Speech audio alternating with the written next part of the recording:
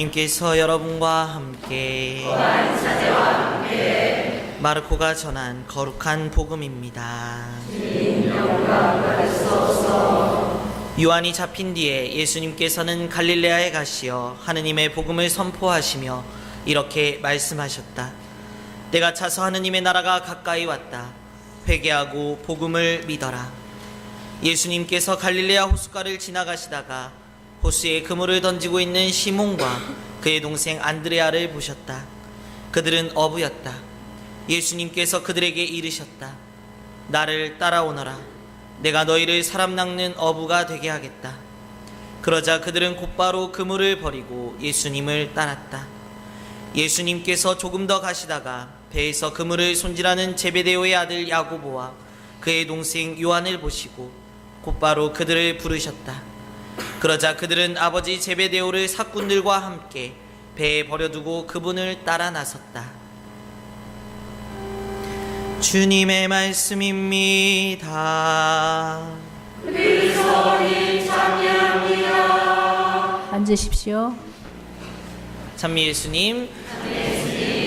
예, 지난주에 제가 공지사항 때 다음 주 제가 집전을 하게 될 텐데 이제 잔치집들 가서 재미있는 에피소드가 있으면 한다 그랬죠. 2탄으로 한다 그랬죠. 근데 에피소드가 없더라고요. 이 신부님들이 울지를 않아.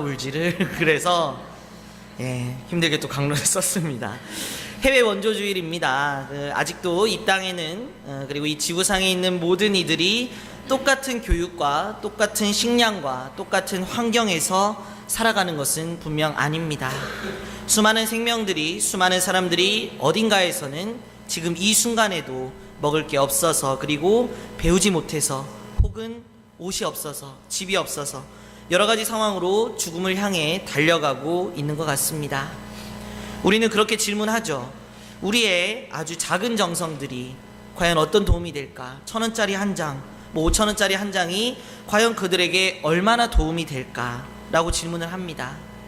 하지만 여러 매체에서 말하고 우리가 얘기하듯이 우리의 개념으로는 작은 돈이겠지만 정말 아프리카의 나라로 가면은, 우리의 작은 돈이 그 나라로 가면 정말 한 끼 식사를 해결할 수 있는 돈이 되고, 조금만 모이면 한 채의 집을 지을 수 있는, 조금 더 모이면 하나의 다리를 세울 수 있는, 학교를 세울 수 있는 그런 돈이 되는 것 같습니다. 그리고 그렇게 생각하면 안 되죠. 나 혼자만, 그리고 우리 본당만 어떤 열의를 가지고 이차원금을, 해외 원조주의를 정하고 지내는 것이 아닙니다. 오늘 전 세계 교회가, 보편교회가, 모든 교회가 하나의 지향을 가지고 이 해외 원조주의를 지내면서 이차원금을 하게 되죠. 그래서 교황청으로 보내지고 그것이 정말 고르게 분배가 될 것입니다. 그렇다면 그것이 얼마나 큰 힘이 될까요? 그래서 해외 원조주의를 맞으면서 정말 가난한 나라의 국민들, 보편지향기도 때도 우리가 기도를 하겠지만 함께 그 지향을 가지고 기도하면서, 물적 봉헌만이 전부가 아니죠. 물적 봉헌을 하면서 이 미사에서 그 지향을 가지고 기도하는 것, 영적인 도움까지 주는 것이 우리의 몫입니다. 기쁘게 이 해외 원조주의를 지내면 좋겠습니다. 어딘가에 기고할 글을 쓰거나 어딘가에서 무슨 발표를 해야 될 때, 그것을 맡게 되었을 때 우리는 굉장히 많은 고민에 사로잡히게 됩니다. 내가 무슨 정신으로, 내가 왜 이걸 한다고 했을까라는 질문을 하죠. 글 쓰는 것이나 말하는 것이 사실 엄청 어려운 일입니다. 그런 생각을 안 할 수가 없죠. 저희만 해도, 사제들만 해도 사실 매일의 강론이 일상인 사람들이고 어딘가에 글을 쓸 일들이 굉장히 많습니다. 1년에 한 번은 본당 신자들 뿐만이 아니라 모든 교구민을 대상으로 가톨릭 제주에 글도 써야 되죠. 굉장히 부담스러워요. 그런데 그래서 오죽하면 이 우스갯소리로 다 들어보셨을 겁니다. 신부 생활, 사제 생활이 너무 좋은데 더 좋기 위해서 두 가지만 없으면 된다. 뭐하고 뭐죠? 강론과 고해성사. 그렇죠.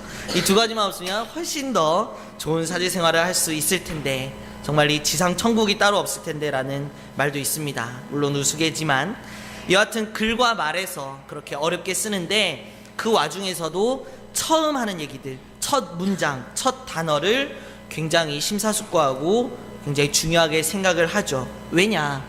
이 글이 나의 어떤 주장이 힘을 받기 위해서, 그리고 맨 첫 문장에 말하면서 사람들의 관심을 확 끌기 위해서, 그러기 위해서는 첫 문장과 처음 말하는 그 첫 언어가 굉장히 중요하기 때문입니다.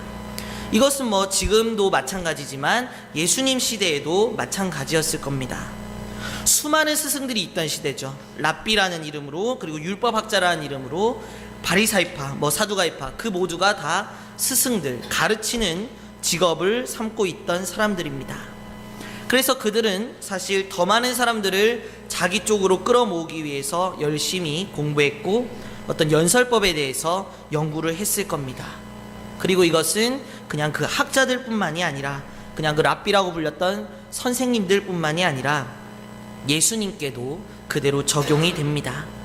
이제 오늘부터 당신의 시대를 시작하시면서 예수님께서 처음으로 군중들을 모으고 하신 말씀이 무엇인가, 어떤 말이었는가를 우리는 주의 깊게 들어볼 필요가 있죠.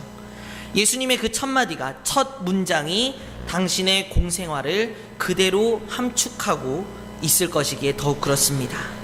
그렇다면 봐야죠. 오늘의 짧은 복음에서 그 얘기가 나오는데, 예수님께서는 과연 당신의 이 공생활을 어떤 말로 시작하시는가를 봐야 됩니다. 오늘 복음, 마르코복음 1장 15절에 예수님의 그 역사적인 첫 마디, 첫 문장이 나옵니다. 때가 차서 하느님의 나라가 가까이 왔다. 회개하고 복음을 믿어라. 때가 차서 하느님의 나라가 가까이 왔다. 회개하고 복음을 믿어라. 이것이 예수님의 첫 마디, 첫 문장이었습니다. 공생활을 여는 첫 마디가 회개하여라, 하늘나라가 가까이 왔다라는 말씀이죠. 하늘나라가 나의 등장으로 인해서, 예수님 당신의 등장으로 인해서 하느님 나라가 가까이 오고 있는데, 점점 더 가까워지고 있는데, 그 하느님 나라에 여러분들 모두, 군중 모두가 들어가기 위해서는 한 가지만 하면 된다. 그게 무엇이라고 말씀하시는 거죠? 무엇이죠? 두 글자, 회개입니다. 그렇죠. 회개해야 된다, 이 말씀이죠. 그렇다면 하느님께서 마련하신 그 천상의 잔치, 하느님 나라에 모두가 들어가고 싶죠. 들어가기 싫은 사람은 없습니다. 그 유일한 조건, 예수님께서 말씀하신 그 유일한 조건이라는 회개가 무엇인지를, 정확히 무엇인지를 알고 회개의 삶을 살아간다면 우리에게 하느님 나라는 더욱 가까이 오는 것이죠. 회개라는 단어를 들으면 기본적으로 어떤 생각을 하는가, 아주 쉽게 생각합니다. 그리고 사실 그것이 정답이죠. 많은 분들이 비슷하게, 단순하게 이렇게 대답할 수 있습니다. 죄를 뉘우치는 것. 이것은 근데 틀린 말은 아니지만, 이것은 회개라는 단어를 너무도 좁은 의미에서만 해석한 것이라는 생각이 듭니다.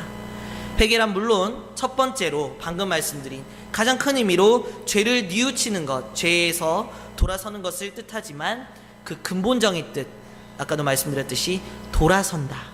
즉 우리들의 생활 태도를 완전히 바꾸어서 180도로 돌려서 차로 따지면 유턴하는 것이죠. 아주 지금 방향에서 돌아서서 이제 생각해야 한다는 것을 의미합니다. 우리의 생활 태도를 완전히 바꾼다는 것은 첫째로 우리들이 가지는 일상생활에 우리가 지금까지 가지고 있던 모든 관습들, 버릇들, 모든 사고방식, 그리고 사물을 바라보는 관점들조차도 완전히 바꾸는 것을 의미합니다. 우리의 머리, 이성이죠. 그것을 예수님을 향한 방향으로 돌리는 것이고, 그 후에는 우리의 눈이 아니라 예수님의 눈을 빌어서 세상을 바라보는 것, 그리고 우리의 귀가 아닌 예수님의 귀를 빌어서 세상의 소리를 듣는 것, 그리고 우리의 입으로 말하는 것이 아니라 예수님의 입을 빌어서 말하는 것, 그리고 우리의 마음대로 행동하는 것이 아니라 예수님의 입장에서 한 번 더 생각하고 예수님의 입장에서 행동하는 것을 말하는 거죠. 어떻습니까? 쉬울까요? 어려울까요? 어렵죠. 어려운 것도 아니고 너무 어렵습니다. 불가능에 가깝다고 할 수 있죠. 이 어려움, 예수님이 이 말씀을 선포하시기 전에 회개하여라라고 외치기 이전에는 세상의 논리, 세상의 생각으로 했던 모든 것들을 이제는 나를 알게 되었기 때문에 나와 함께, 나의 눈으로, 나의 입으로, 나의 귀로, 나의 생각으로 함께 하자는 초대시죠. 이것이 2015년 오늘의 현대의 세상으로 왔을 때 이 말씀은 우리가 세례성사를 받고 하느님의 자녀가 되기로 마음먹은 후에 삶이 변화되어야 한다는 것을 말합니다. 예수님을 알기 전과 예수님을 안 후에는 분명히 그 삶이 어떠한 변화가 있어야 된다는 것이죠. 복음에서 보면 예수님의 이 첫 선포, 회개하여라 하느님 나라가 가까이 왔다라고 선포하신 후에 당신의 이 일을 하기 위해서 제자들, 당신의 측근들을 꾸리려고 길을 떠나십니다. 그리고 사람들을 불러 모으시죠. 근데 여기서 굉장히 놀랄만한, 믿을 수 없는 일들이 벌어지죠. 예수님께서 다른 감언이설, 좋은 말들로 사람들을 꼬드기고 우리말로 하면은 꼬시고 유혹하고, 자, 나 따라오면은 해줄게, 얼마 줄게, 지분 얼마 줄게, 이런 걸로 얘기하신 게 아닙니다. 단 한마디, 나를 따라오너라, 내가 너희를 사람 낚는 어부가 되게 하겠다, 나와 같이 일하자, 이 말씀이셨죠. 근데 그 말에, 그 단순한 한마디에, 나를 따라오라는 그 한마디에 자신들의 생업을 팽개치고 따라가는 사람들이 발생했다는 것이죠. 그들은 그냥 어떤 마법에 홀리듯이 예수님의 이 말씀을 듣고 따라 나선 것은 분명히 아닙니다. 예수님의 이 첫 선포, 회개하여라 하느님 나라가 가까이 왔다 라는 그 말에서 비전을, 어떤 희망을 보았고, 어떤 자신들의 생업을 포기할 만큼의 어떤 미래의 비전을 보았다는 것이죠. 그래서 그들은 예수님의 말씀에서 큰 깨달음을 얻게 되었고, 회개하라는 그 말, 지금까지의 삶에서 완전히 돌아서서 변화되어야 한다는 그 예수님의 말씀을 그 누구보다 잘 이해했기 때문에 아무런 미련 없이 사꾼들을 버리고 아버지를 남겨두고, 자신이 어부기 때문에 자신의 생업의 필수품인 그물을 손질하다가 그것을 팽개치고 예수님을 향해 올인할 수 있었던 겁니다. 우리들 역시 오늘의 복음 말씀을 통해서 다시 한번 우리의 마음속에서 세례 갱신 예절을 할 필요가 있습니다. 하느님의 자녀로서 부끄럽지 않은 삶을 살기 위해 노력하겠다는 이마에 물부음을 받으면서 욕조 안에 몸을 담그면서 했던 첫 마음, 첫 다짐, 그것을 이제 우리가 갱신할 필요가 있죠. 지금 진정 내가 그때의 약속을 기억하면서 내 삶이 회개의 삶을 살아가고 있는가, 정말 그 이전의 삶에서 돌아서서 예수님을 향해 예수님의 마음으로 살아가고 있는가를 스스로에게 물어볼 필요가 있다는 것이죠. 그리고 그 대답이 설령 또 생각해보니 노라는, 아니었다라는 대답이 나올지언정 괜찮습니다. 예수님께서는 지나간 일에 대해서 우리가 진심으로 생각하고 묵상하고 반성하기만 한다면 예전의 일에 대해서 묻지 않으시기 때문이죠. 그리고 오늘 또 이 미사를 통해서 이 미사가 또 시작점이 되면 됩니다. 나를 방해했던 걸림돌들, 나를 방해했던 그 방해물들이 무엇이었는가, 예수님의 눈으로, 예수님의 귀로, 예수님의 입으로, 예수님의 마음으로 살아가려고 노력하는데 무엇이 나를 세상의 눈으로, 세상의 귀로, 세상의 입으로, 세상의 마음으로 살아가게 하는가, 그에 대한 질문, 그리고 그에 대한 답을 찾는 하루, 한 주간이 되시면 좋겠습니다. 잠시 묵상하겠습니다.